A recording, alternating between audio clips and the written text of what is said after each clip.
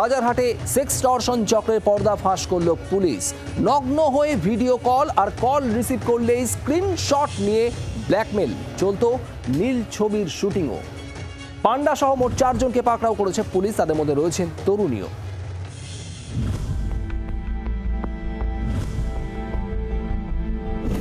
প্রথমে বন্ধুত্ব পাতানো, তারপর ঘনিষ্ঠতা বাড়তেই সেক্স চ্যাট করা হতো, ভিডিও কল দেখানো হতো, নগ্ন ছবি, এরপর কৌশলে স্ক্রিনশট নিয়ে একের পর এক ব্ল্যাকমেল।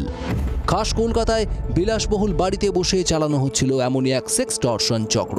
শুক্রবার রাত থেকে শনিবার সকাল পর্যন্ত রাজারহাট ও নিউ টাউনের 2টি জায়গায় তল্লাশি চালিয়ে সেই চক্রের পান্ডাকে পাকড়াও করল পুলিশ।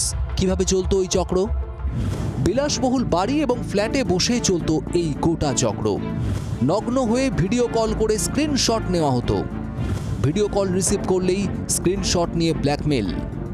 রাজারহাটের বাড়িতে চলতো নীল ছবির শুটিং, এমনকি বাড়ি ভাড়া নিয়েও চলতো নীল ছবির শুটিং।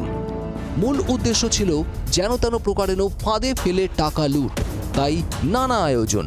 নানা সূত্রে এই সব খবর পেয়ে শুক্রবার রাতে রাজারহাটের বসিনা মানিকতলায় একটি 3তলা বাড়িতে হানা দেয় পুলিশ।